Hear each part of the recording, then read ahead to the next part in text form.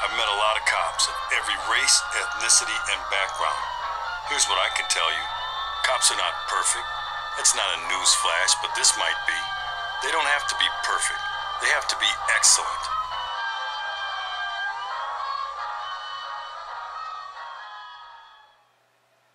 Hey everybody, John Van Dyke here for New Jersey Exposed. Today is December 6th, 2020. Man, the year's almost over, isn't it? Well, guess what? I got another Blue Zero Hero story for you. This one being reported in the New York Post is where I'm getting my story from, and it's another well-trained professional. You know who they are.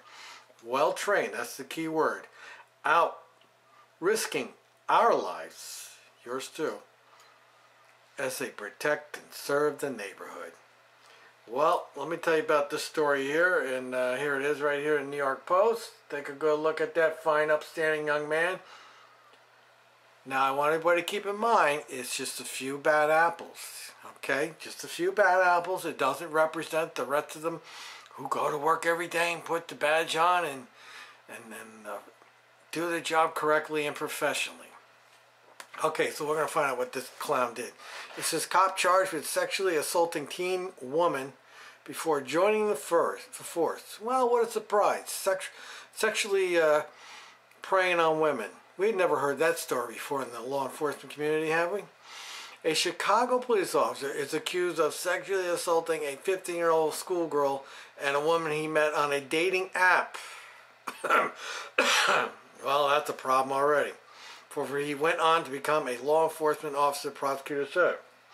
Officer Winford Neely, 39, appeared before a Cook County judge Wednesday on 5 counts of criminal sexual abuse for alleged attacks dating back to 2013, the Chicago Tribune reported.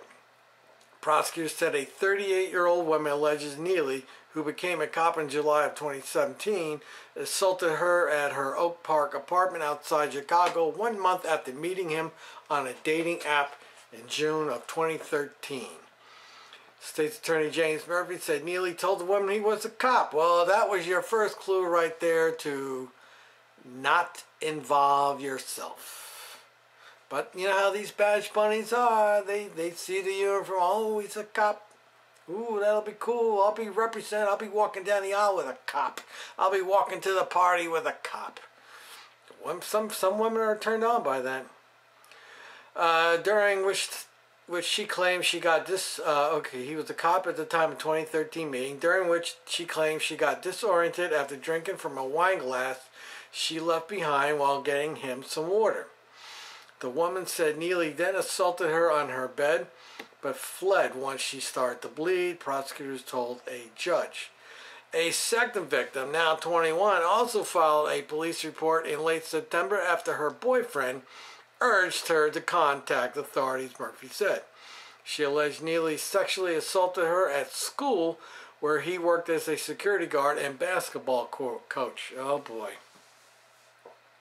Murphy said Neely volunteered to take students home from school after basketball practice, but instead took the girl to his home, where he allegedly plied her with alcohol and sexually assaulted her in his basement. Well, isn't that nice? Neely is also accused of pulling the girl from her English class with a concocted story to assault her in a school book room, Murphy said. An attorney for Neely, meanwhile, said the officers cooperated with investigators. He's also coached youth basketball, volleyball, and football teams with no prior accusations. He was a beloved basketball coach with no allegations by anybody at the high school, blah, blah, blah. That doesn't mean it didn't happen. A judge released Neely on a $100,000 bail, but ordered him to stay away from victims.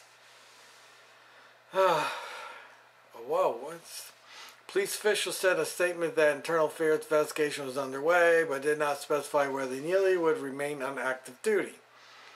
If the allegations are true, appropriate disciplinary action will be taken. A police spokesman, well, of course, he's going to be fired. That's the appropriateness. So here he again. Here's the picture of him. What a fine, upstanding young man. Now, my question is, who is vetting these cops? It seems like there seems to be a problem in the vetting process. they need to come up with a way that maybe they can identify some type of trait that will let you know if these are sexual predators, because assault on women is probably their number one go-to crime, besides beating people up. But I would say sexual predator is their number one go-to crime. And there needs to be a way to, I don't know, profile them to try to rid it of it. And again, just another message to you badge bunnies out there: stay away from them. You don't know which one you're getting. You might get the good one, and most likely you may get the bad one.